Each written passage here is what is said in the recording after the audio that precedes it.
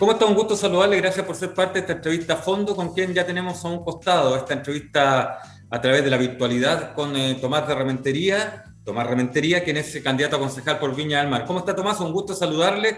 Recuerdo que en una de las últimas entrevistas que tuvimos nos comprometimos a que esta semana, después de lo que iba a ser la elección en principio, a lo mejor nos íbamos a juntar, si se podía, a compartir algún platito que usted mismo iba a cocinar. Sin embargo, estamos hablando de otra realidad porque definitivamente se postergaron las elecciones. ¿Cómo está? Un gusto saludarlo.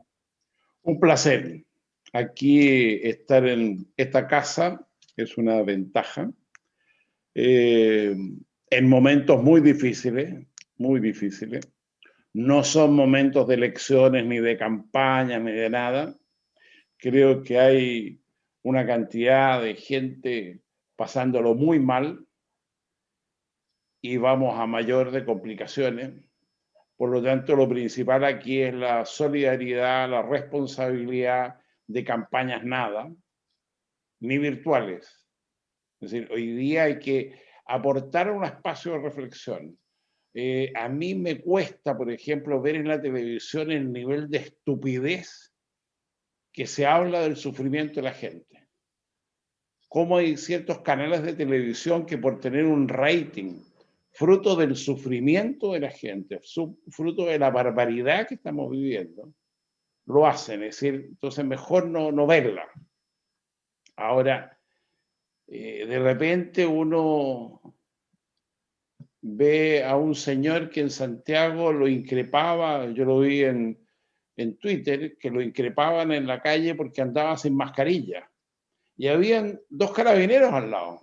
Y una niña lo increpaba y le decía, oiga, póngase la mascarilla. Y el tipo decía, no, porque la Constitución me ampara, yo soy libre, soy independiente, nadie me tiene que... Es decir, primero los carabineros en ese caso, nada. El acto de no ponerse la mascarilla es un acto criminal frente a los demás. Y eso lo tienen que tener todos claro. Es decir, el país solidario que necesitamos descubrimos que no existe. Descubrimos lo importante que son los medios de comunicación, descubrimos lo importante que son los gobiernos locales, descubrimos lo importante que es la salud, ¿ya?, pública, la salud de todos nosotros, la salud que todos deberían tener derecho. Es decir, son momentos donde yo espero que aprendamos. Es decir, no me arrepiento desde ningún punto de vista, todo lo contrario, creo que acerté con la idea de estar dispuesto a sentarme en el Consejo Municipal, porque va a haber mucho trabajo que hacer. Y mucho trabajo con generosidad, con inteligencia, con dedicación. ¿Ya? Y esto lo veníamos venir. Ahora, ¿cómo reacciona la gente? La cantidad de estupideces que habla en la clase política. De repente uno lo lleva a reflexionar. ¿No será que nos merecemos a Piñera? Que representa lo individualista que hemos sido como sociedad, porque aquí hay un problema solidario. Esto que el primer retiro y el segundo retiro, que la gente tenga que sacar sus retiros de las pensiones para poder vivir, ¿ya?, es una locura. Pero además se oponen. La derecha se opone a eso, lo encuentro la locura más absoluta. Yo no sé si quieren un enfrentamiento, no, realmente no los entiendo. No los entiendo. Ahora, con Sí. respecto a la situación que estamos viviendo, porque sin duda, al momento que estamos grabando esta entrevista, que estamos haciendo esta entrevista, hay una gran cantidad de comunas de la región que están en cuarentena total o fase 1. Hay otras pocas que están en fase 2, que significa cuarentena el fin de semana. Y las mínimas, ¿no es cierto?, están un poco más adelantadas. ¿Por qué se llega a esto? ¿Por cómo llegamos a esta circunstancia sabiendo que ya ha pasado un año desde que se declaró el primer caso, ¿no es cierto?, en nuestro país y por supuesto en nuestra región? Porque es la sumatoria de la irresponsabilidad. En un país con pandemia es más importante el ministro de Economía que el ministro de Salud. Mientras el ministro de Salud está diciendo que bueno, que las camas, que sí, que podemos, que los ventiladores, que los hoteles sanitarios, el ministro de Economía dice, no, hay que poner la economía en funcionamiento. Entonces vamos a abrir los casinos, vamos a abrir el aforo en los cines, van a irse la gente de vacaciones. Es decir, Ahora yo quiero saber dónde está el señor Palacio, que promovió toda esta estupidez, porque lo que estamos pagando hoy día es esa irresponsabilidad. No, es que yo quiero ir a la playa, entonces vamos a colocar, porque los concesionarios... Tamaña estupidez, usted quiere tomar sol, toma sol en el techo de su casa. La gente debe de guardarse en su casa y los que sean imprescindibles salir. Y salir con el cuidado que corresponde. Después la trazabilidad, colaborar. Cuando usted se agarra el bicho, lo que tiene que hacer es colaborar. Primero hacerse responsable que se lo agarró. ¿Ya? Porque no nos transformemos cuando usted se agarra el bicho en víctima. Inmediatamente decir, estuve en tal parte, me junté con tal persona, hice tal cosa, tomé la micro, fui al almacén. No, aquí nada, cuando le preguntan, ¿y qué? No, que no me acuerdo. Es decir, descubrimos nuestra falta de solidaridad. Descubrimos que la Teletón era un cuento que nos hacíamos cada cierto tiempo para que no dijéramos que éramos egoístas. Y resultó que supimos quién manejaba la plata a la Teletón después. ¿Eh? Los mismos que después le pasaban plata a la clase política, los señores Penta. ¿Eh? Es decir, yo creo que hay una cuestión muy violenta. El descubrimiento de aquello que a mí me costó el disgusto de muchos, desde Elwin hacia abajo, cuando yo dije, están confundiendo la transición con la transacción. Aquí se transan cosas que no, nadie les dio el mandato para transarlas. Es lo mismo que hoy día está pendiente y el gobierno con toda la mente está desesperado porque se apruebe el famoso TTP, el TTP 11, que es un convenio, pero si no es el momento de eso. Primero, cuando usted tiene un mandato de hacer una nueva constitución. Y segundo, cuando está viviendo una pandemia. Entonces están presionando al Parlamento para que apruebe eso. Que los entendidos dicen que es la locura, porque vamos a quedar, como se dice en buen chileno, pringados con todo lo... ¿Y por qué lo hacen? Porque los mismos señoritos que se ganaron el dinero con la salud y con la AFP, le vendieron las AFP y le vendieron las ISAPRES a fondos económicos internacionales. Y lo que quieren hacer hoy día es protegerle el dinero a esa gente. Si usted mañana dice, no, señor, se acabó el cuento de la AFP, así que esto vamos a hacer aquí, esto va a pasar acá, usted va a tener demandas internacionales basadas en el Tratado Transpacífico. Es decir, realmente produce, y yo espero que haya gente que entienda que hay que ponerle dignidad y hay que ponerle respeto a esto. Aquí, y lo conversamos los dos al comienzo de esto, yo le dije que aquí es urgente que un impuesto del 2.5 sobre su patrimonio a todos los que tenemos algo más que los demás. Lo único que se evita de eso es su vivienda, su hogar, donde usted vive con su familia. Por lo demás, vamos a tener que poner, porque la brecha entre los que más tienen y los que menos tienen va a ser dramática. Ya es complicada en Chile, va a ser dramática después de esto. Y el 2,5%, bueno, usted tiene una casa en la playa, no, ahí sí que me tiene que dar el 2,5%. Usted tiene, pero no tiene el efectivo, bueno, vaya al banco y pídelo usted al banco. De la misma forma que el banco le prestó la plata a usted para que usted tuviera el patrimonio que usted tiene, no estoy diciendo de quitárselo. Y usted entenderá claro que como usted tiene su casa en la playa, el 2,5% suyo va a ser muy distinto que el 2,5% de Andrónico Luxe, de los Falabella, o de, ¿cómo se llama? Don Horst Polman, que uno dice, esa gente tiene tanto, ¿y para qué quiere más? Esa antropofagia por el dinero. Era la locura. Ahora, con el 2,5% de todos, no hay discusión. No, tiran ahora, no, el 2,5% de los supra ricos.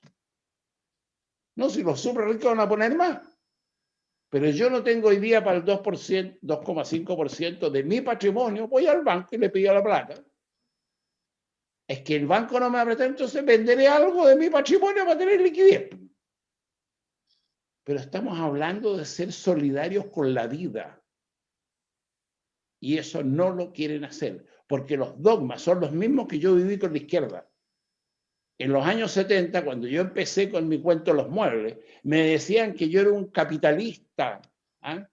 Vergonzoso, porque yo tenía una fábrica de muebles que trabajaban 12 personas conmigo y fabricamos lo que conoció Viña primero y después todo Chile, los muebles rústicos, los muebles de pino quemado.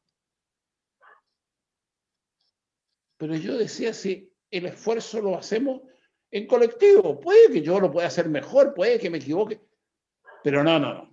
Cualquier cosa que signifique, eso es explotación. No, hombre, no nos vayamos a los extremos de las cosas. El emprendimiento, la iniciativa, la creatividad, el liderar equipos, eso es natural. Y por eso que somos pasivos, activos. Yo siempre he dicho, a mí en la política, por ejemplo, todas las invitaciones a mirar el Parlamento, dije, eso no es mi tema. Yo soy una mezcla entre carpintero y cocinero, eso ha sido mi vida. Y hago cosas y creo cosas y me gusta hacerlas. ¿Ya? Pero yo no soy un reflexivo que va a ir al Parlamento y coloco ejemplos distintos. Mi hijo, que usted conoce, ¿ya? Él sí que es un compadre reflexivo. Él es estudioso, es abogado, él hace esas cosas, le gustan. Porque son temperamentos distintos y nosotros tenemos que ser coherentes con nuestra naturaleza, ir donde realmente lo podemos hacer mejor para los nuestros y por consiguiente lo que hacemos por los nuestros será por todos. Y yo Ahora, creo que ese es el gran drama que después de la pandemia vamos a descubrir. es que yo quería, siguiendo en esta línea, que creo que es interesante hacer un análisis un poco más descarnado de lo que estamos viviendo, porque a todos nos ha afectado de alguna u otra forma. Eh, ya hemos hablado de la pandemia sanitaria, hemos hablado de la pandemia económica, que está muy presente hoy en día, pero viene otra pandemia. Y de a poco se ha ido hablando de ella, pero creo que va a ser más complicado todavía, que es la pandemia mental. Porque acá, por ejemplo, para dar permisos X, se ha gozado de que, claro, hay una cierta fatiga, un cierto estrés pandémico, por lo tanto la gente necesitaba. Vemos cada vez más actos de violencia, de reacciones violentas por parte de la gente. Entonces, esa perspectiva, ¿usted cree que estamos preparados en este momento para afrontar lo que va a venir, que va a ser esa pandemia mental, esa pandemia del punto de vista psicológico, que sin duda nos va a afectar a todos? Los ciclos sociológicos normales son que en una época que aflora lo peor de nosotros, por lógica viene después a aflorar lo mejor de nosotros. Porque hay muchos que tienen que entender una cosa que no entienden, que es lo que es hambre. Hambre significa levantarte en la mañana y no saber de dónde carajo sacar para darle de comer a tus hijos. Hambre significa cuando estamos en pandemia, pero las empresas de servicios siguen cobrando, las tarjetas de crédito siguen cobrando, los bancos siguen cobrando, siguen ejecutando, y a nadie se da. Los tribunales están ejecutando garantías como que fuera absolutamente normal, pero si no tiene ingreso. Yo le digo en mi rubro, claro, yo tengo la suerte que tengo las espaldas para poder hacerlo, pero nosotros llevamos, yo con mi gente, que están todos conmigo, que estamos haciendo actividades, uno lunes, miércoles, viernes, el otro martes, jueves, sábado, los otros, así somos 30 y tantos combinados, haciendo algo. Pero nosotros le hemos pagado a la gente, porque nos debemos a ella. Pero indudablemente también ellos están restringidos, porque la plata de hace un año atrás no es lo mismo hoy día.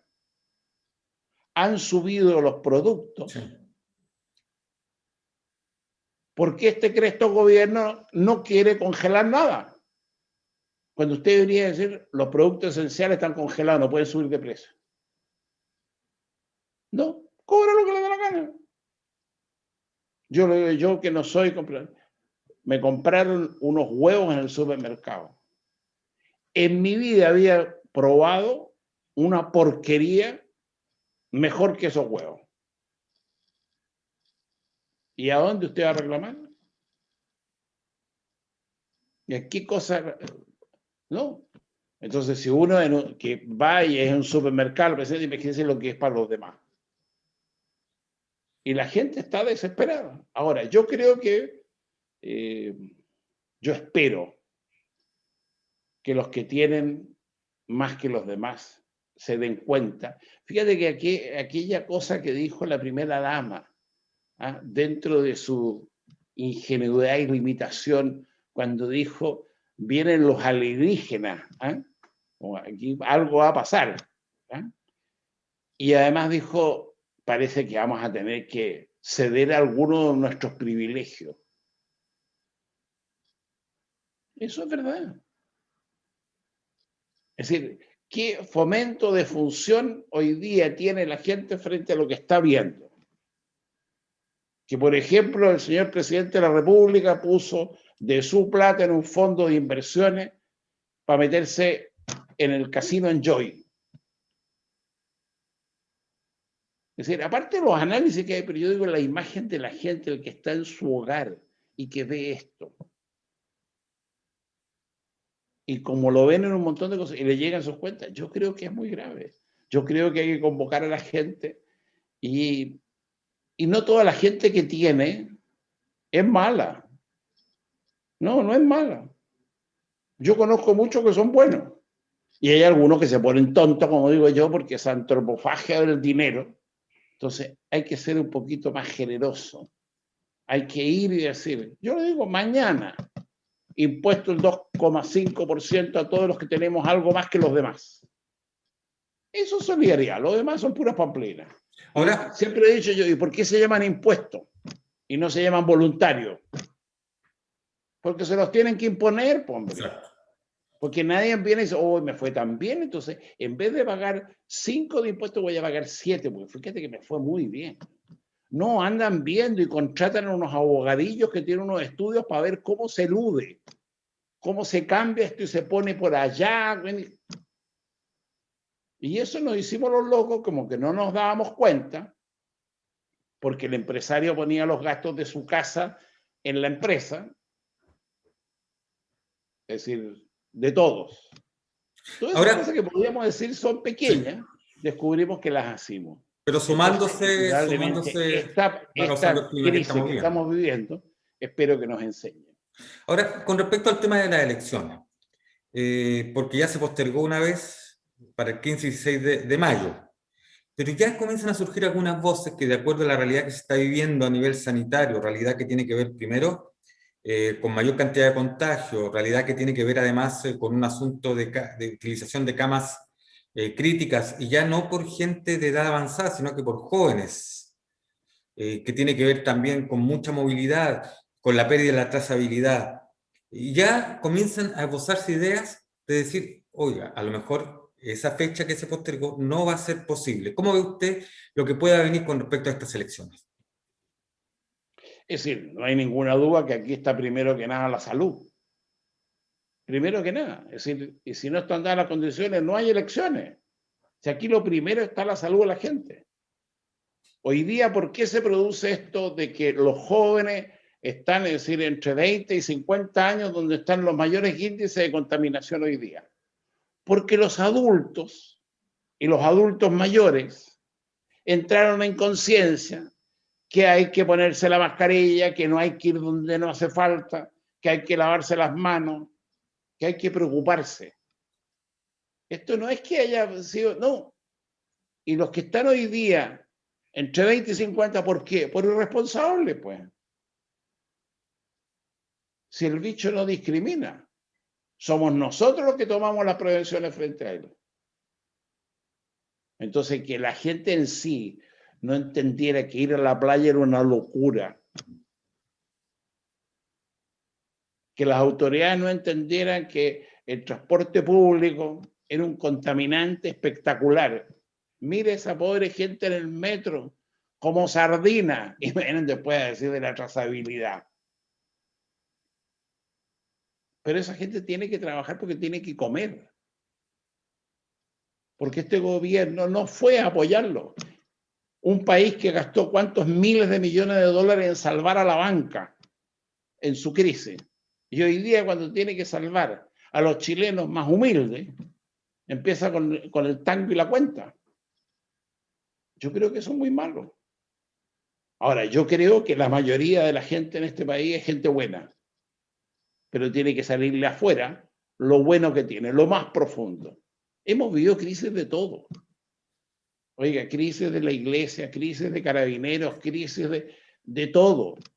De los partidos políticos que nos cantaban el cuento. El cuento. Se transformaron en una especie de empresas dirigidas por unos señores. Y yo siempre contaba que eran como las tribus. Existen los indios, que son los militantes, y los jefes de tribu y los caciques. A los indios los llaman para las elecciones, después le dan un vaso de vino y una empanada y los mandan para la casa. Ahí a los jefes de tribu se les da algo, pero no mucho, porque en una de esas quiere ser cacique. Y transformamos ese caciquismo en los partidos políticos. Tomás. Y partidos con historias, como yo le digo, como la democracia cristiana o como el mismo Partido Socialista. Tomás, con tradición republicana. En ese aspecto, usted es uno de los fundadores históricos del PPD. ¿Cómo se siente, transcurrió el tiempo, hoy al ver esta realidad? Por ejemplo, con el PPD. Absolutamente engañado y estafado. Absolutamente. Nos mintieron. Nos llamaron a formar un partido por la... Yo nunca estuve en un partido político. Y yo fui convocado por Lago a la fundación del Partido por la Democracia.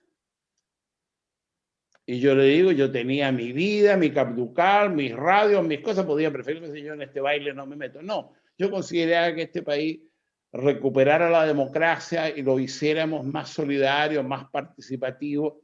Es decir, ¿qué mejor idea que un partido por la democracia? ¿Y qué terminamos? En una tribu con unos cuantos jefes de tribu y unos indios que se les convoca cuando hace falta. Y eso, ojo, no ocurre solamente en la izquierda, porque en la izquierda, en la derecha, en el centro. Por eso que estamos donde estamos. Es decir, los grandes políticos republicanos, porque yo lo he dicho un montón de veces, recuperamos la democracia, pero no recuperamos la república. El sentido republicano de este país, que era muy verdadero. Porque nos fuimos contando cuentos. ¿Quiénes fueron? Yo le digo, después de la Segunda Guerra en Francia, hubieron franceses que se les llamó los colaboracionistas, porque colaboraron con los nazis. Y fueron sancionados, juzgados, no todos, hubieron varios que se hicieron los locos y se fueron por otro lado, pero aquí en Chile no pasó. Y de una por ahí... Yo me acuerdo cuando estaba Cardemil en el Parlamento y un día en el restaurante me dice, no, pero es que es tan buen tipo. ¿Cómo que buen tipo? Ese es el compadre que el día del plebiscito nos tenía a las 12 de la noche, a las 11 de la noche anunciando los resultados de la Antártica, de Juan Fernández, para no reconocer el triunfo del no.